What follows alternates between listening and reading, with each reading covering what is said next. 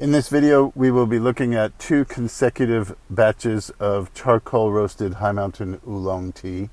On my left is spring 2020 harvest, and on my right is the fall 2020 harvest, which is our current stock.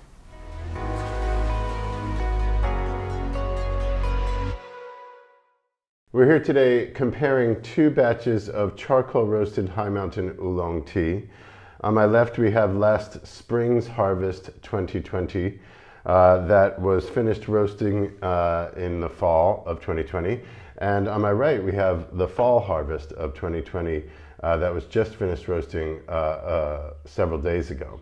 So, same farm, same farmer, just 2 different seasons of produce, roasted several times, first by our mentor Lisa Lin, using her conventional electric oven until she felt like it was to an extent that was well prepped for handing it over to the charcoal roasting master to put on the final touches. Lisa prefers a level of roasting that is obvious and has full character but not overly done.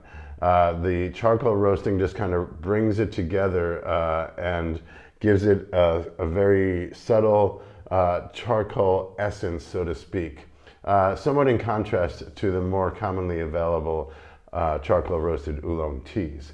So, in terms of the leaves, the dry leaves, to me the fall leaves look a bit darker and a little smaller in their rolled size. I'm going to go and have a smell of the brewed leaves in the cups. Amazing. It reminds me of the Lugu Farmers Association Dongding Oolong Tea competition in its aromatic profile. The fall roast, being just completed in its roasting process, does have a more roasted aromatic profile, but there's an underlying deep pine wood, alpine forest kind of fragrance coming off the leaves. I'm going to go ahead and dump the leaves and check them out.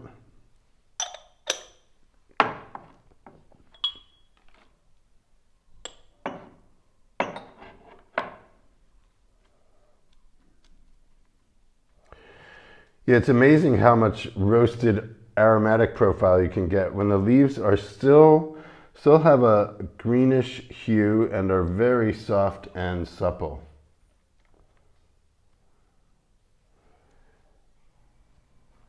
Yeah, it'd be interesting to see the raw material, so to speak, these leaves before they were roasted. Because the fall tea is darker, but it's not necessarily as a result of roasting. It could be the actual malta or unroasted leaves. When tea is roasted this much, they do shrivel up, but they've opened up completely enough. Yeah, the spring tea looks a little bit lighter green than the fall tea. Otherwise, fairly similar. I think the spring tea, the leaves were slightly larger, so maybe just a bit more mature.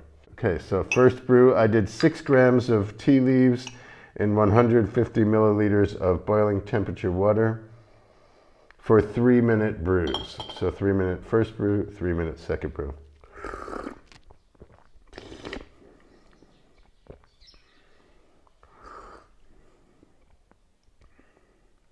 Very well balanced, sweet, smoky profile.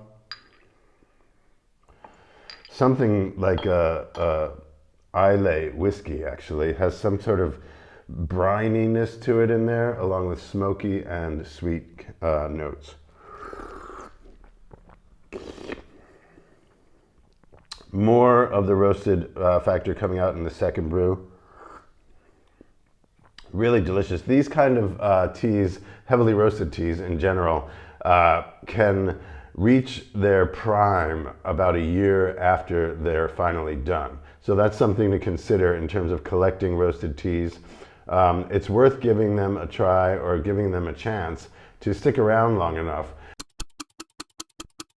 to kind of settle into their maturity. 6 months after you open the package, or a year and a half, 2 years after, you might continue to enjoy the subtle changes in the character of the tea. Let's go to the fall recent batch. The colors are super similar. I think I'm getting a little darker hue off the fall here. Fresher, yeah, more delicate actually. More dried fruit, preserved fruit kind of character. Cooked fruit, very nicely tangy, not overly roasted at all.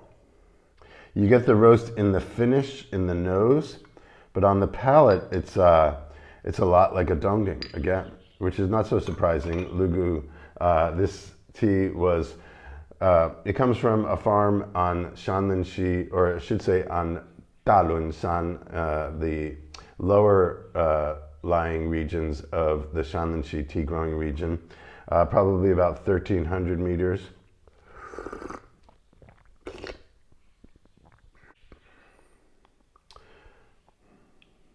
I'd say more refined, slightly more delicate and more refined than the previous spring batch.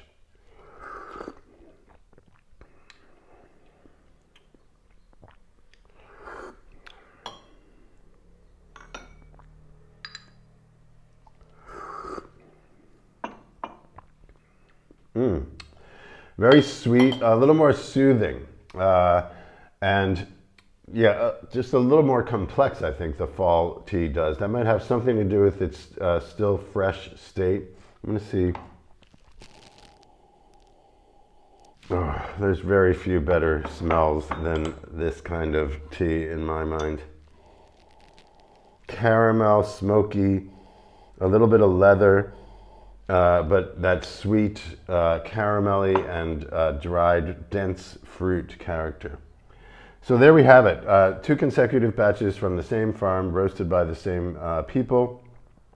Just seasonal changes that are noticeable and enjoyable to experience and see what the produce offers season to season. You can check out this tea on our website. Go to ecoja.com, click on Roasted Oolong Tea, and you'll find the charcoal roasted high mountain oolong on that page. Check it out.